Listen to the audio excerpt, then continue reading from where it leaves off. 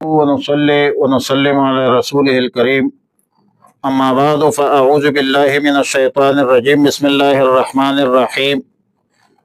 يومئذ تعرضون لا تخفى منكم خافية فأما من أوتي كتابه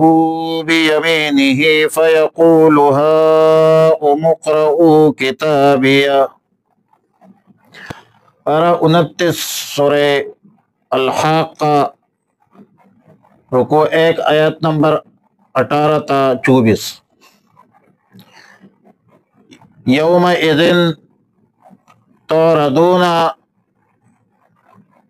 یعنی اس دن سب اپنے رب کے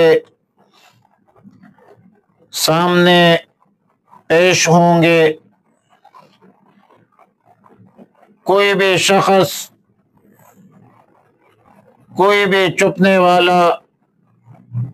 چھپ نہیں سکے گا اور نہ کسی کا راز چھپ سکے گا۔ اللہ کے علم و بصر تو ایسے ہے کہ آج بھی کوئی چیز نہ چھپی ہوئی ہے اور نہ کوئی چھپ سکتا ہے۔ اللہ رب العالمین علیم بذات الصدور ہے اور بصیر بالعباد ہے، اللہ بصیر بما تعملون ہے۔ قیامت کی خصوصیت شاید یہ ہے کہ میدان محشر میں پوری زمین ایک سطح مستوی ہو جائے گی، نہ کوئی غار رہے گا، نہ پہاڑ، نہ کوئی تعمیر و مکان، نہ کسی درخت کے آڑ، نہ دیوار کی رکاوٹ، نہ پہاڑوں کی ممانعت۔ دنیا میں جن چیزوں کے پیچھے لوگ چھپتے ہیں یا کوئی چھپنے والا چھپ جاتا ہے، بروز قیامت وہاں پر چھپنے کی کوئی جگہ بھی نہیں ہوگی، گنجائش بھی نہیں ہوگی اور چھپنے کا امکان بھی نہیں ہوگا۔ میدان محشر میں جب حساب کتاب کے لیے سب کو جمع کیا جائے گا اور پھر نامہ اعمال ہاتھ میں دی جائیں گے، تو اب جس شخص کو دائیں ہاتھ سے نامہ اعمال دیا جائے گا وہ خوشی کے مارے ارد گرد آس پاس کے لوگوں سے کہے گا ہاؤم اقرءوا کتابیہ۔ ہاؤم خذو کے معنی پر ہے، جمع کے لیے بولا جاتا ہے۔ مطلب یہ ہے کہ جس کا نامہ اعمال دائیں ہاتھ میں آئے گا وہ خوشی کے مارے آس پاس کے لوگوں سے کہے گا، کہنے لگے گا بھائی لو جی میرا عمل نامہ، پڑھ لو میرا عمل نامہ۔ اور اسی لیے کہ انی ظننت انی ملاق حسابیہ، ظننت یقین کے معنی پر ہے، وبالآخرۃ ہم یوقنون، اور آخرت پر یقین ہوتا ہے، ظن نہیں ہوتا۔ لہذا تفسیر القرآن بالقرآن کے اساس پر ظن سے مراد یقین ہے، جیسا کہ الذین یظنون انہم ملاقو ربہم، یعنی الذین یوقنون انہم ملاقو ربہم۔ لہذا آیت مذکورہ میں ظننتو کا معنی ہے کہ میرا یقین تھا، میرا اعتماد اور اعتقاد تھا کہ میں نے حساب کتاب کے لیے اللہ کے روبرو پیش ہونا ہے۔ الغرض جس کو دائیں ہاتھ سے نامہ اعمال دیا جائے خوشی کا اظہار کرے گا، آس پاس کے لوگوں کو دکھائے گا۔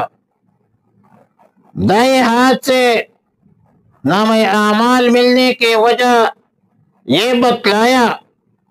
کہ چونکہ میرا آخرت پر اعتماد تھا، یقین تھا، اعتقاد تھا، بعث بعد الموت کے عقیدہ پر قائم اور دائم رہا، اور اس اعتقاد اور اذعان کی برکت سے آج اللہ نے مجھ پر فضل کیا، کرم کیا، احسان کیا اور مجھے دائیں ہاتھ سے نامہ اعمال دیا۔ فَهُوَ فِي عِيشَةٍ رَاضِيَةٍ، اب یہ شخص، یہ جنتی شخص جس کو جنت کی سرٹیفکیٹ مل گئی، پسندیدہ عیش و عشرت، بہشت جنت بری میں، بہشت بری میں مزے کریں گے، اور ایسی جنت ہے کہ جن کے باغوں کے میوے اس قدر جھکے ہوئے ہوں گے کہ جس حالت میں چاہے جیسے چاہیں گے لے سکیں گے، کھائیں گے، اور اس جنت کے لیے اللہ رب العالمین کی طرف سے حکم ہوگا کلوا واشربوا ہنیئا بما اسلفتم فی الایام الخالیہ، کھاؤ پیو ہنیئا، مزے کے ساتھ، خوشگوار، مزیدار، اور یہ ان اعمال کا صلہ ہے، جزا ہے جو دنیا میں فی الایام الخالیہ الماضیہ، گزشتہ ایام میں تم جو اعمال تم نے کی ہے، تم نے جس جزا اور امید اور صلے کے امید کے اساس پر کیے تھے، اب آپ کو وہ جزا مل گئی ہے۔ اب ظاہر ہے کہ اخروی کامیابی کے لیے، کامرانی کے لیے مذکورہ آیتوں میں دو چیزیں بتلائی،